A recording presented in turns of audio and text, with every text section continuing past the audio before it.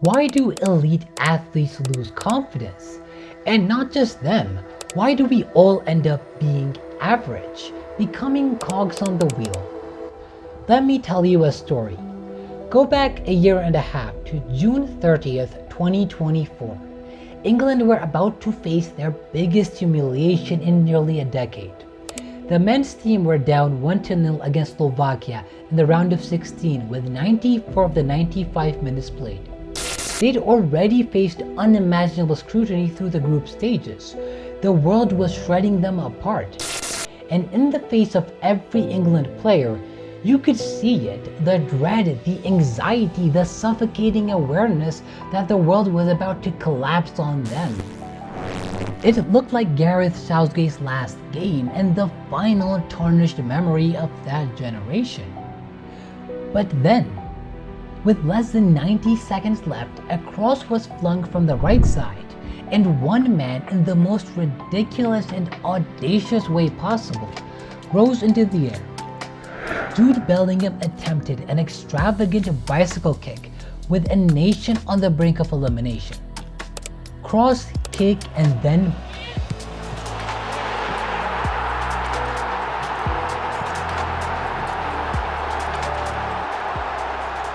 England were no longer facing humiliation.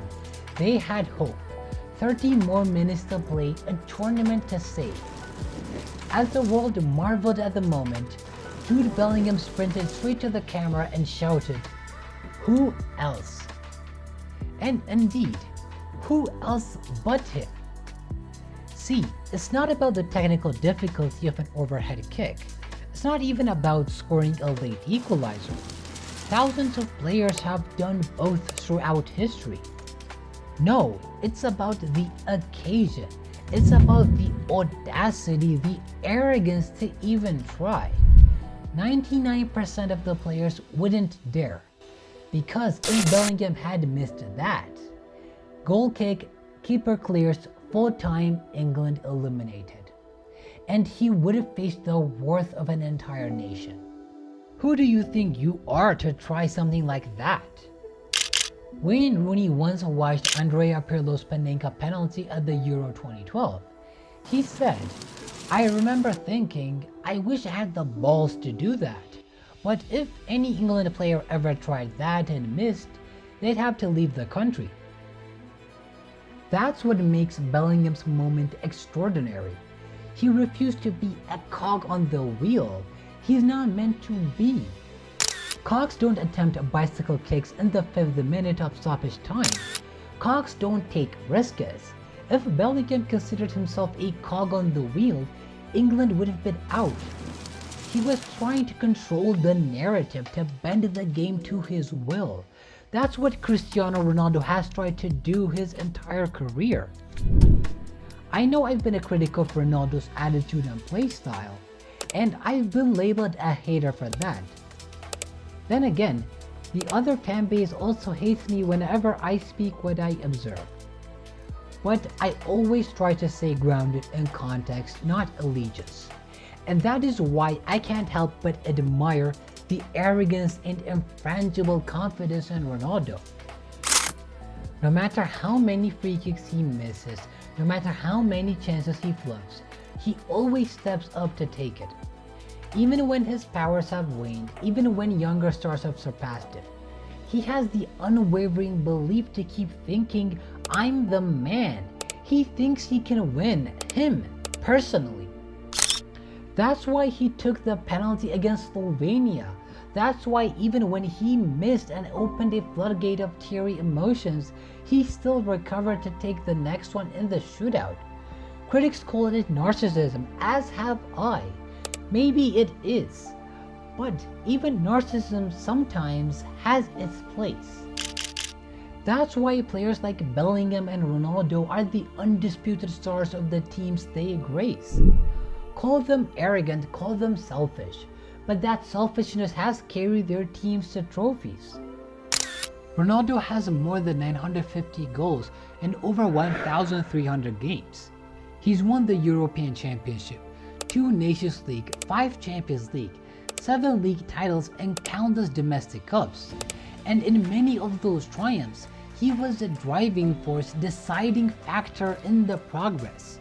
Success for him became success for everyone else. Think of the players who have Champions League medals because of the 2007-8 United run. Nani, Anderson, John O'Shea, or those with the Euro 2016 medals. Cedric Soares, Jose Font, Nani again. For such an egoist, we hear little criticism from his own teammates, because they know without him, they might not have won at all. And here's the sad truth. Most professional footballers start like Ronaldo or Bellingham, the center of their universe. Even the most average Premier League player was once the best kid in their school team, the captain, the one who demanded the ball and always made things happen. But as they move up, as they meet contemporaries who are faster, stronger, better, they begin to retreat. They become cogs on the wheel. David Plate recalls seeing an age group game played at Anfield. In a huge empty stadium, voices echoed bouncing off the walls, and above all, every time Liverpool were on the ball, a little bundle of furious energy dominating midfield called out in the thickest Scouse accent. Hey, give it here, give it to me, I'll make things happen, I'll make it happen for us. And who was that presumptuous young man? Steven Gerrard? Steve McManaman?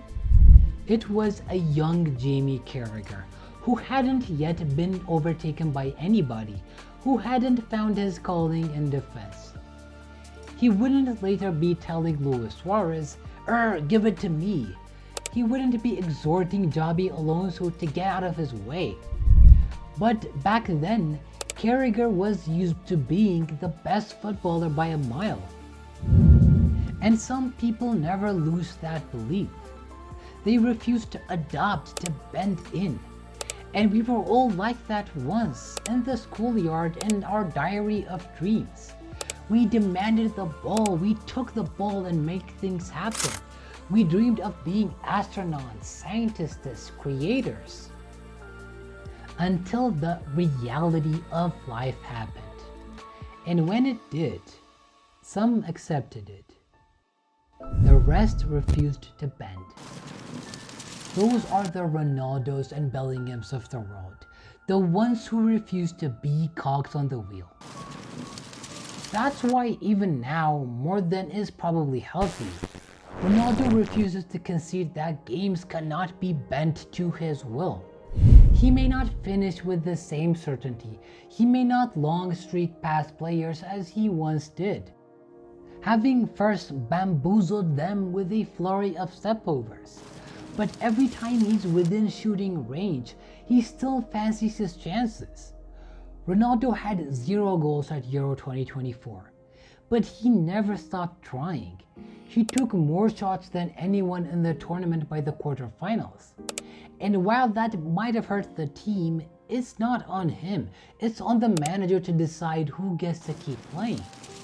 Because in some admirable way, Ronaldo will always try to take responsibility and try to win games himself. Terry Venables walked through the doors at Barcelona as Diego Maradona was walking out. And he thought he might hear stories from those remaining about a selfish genius. But not a bit. They absolutely loved him. To a man, never a word against them, always a team player, everything for the team.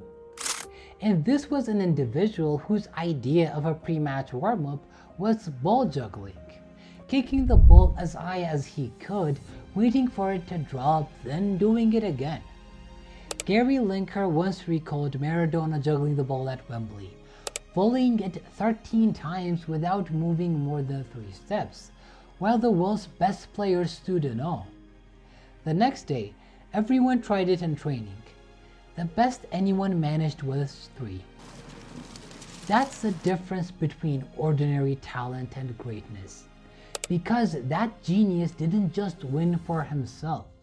He lifted others to heights they never reach alone. So how many of those England players could have scored Bellingham's equalizer? No doubt quite a few if there was nothing writing on it. But in that moment, with everything on the line, it takes a rare mind to think only of execution, not fear, not failure, not wonder if there is a teammate better suited or sighted. In that moment, Bellingham was the man, and teams need those men for all their flaws, because games are won by those individuals who think of glory, not failure, of triumph, not fear. Everyone who knows Bellingham says the same thing.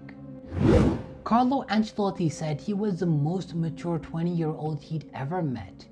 He's respectful, mature, willing to learn, yet he carries an edge.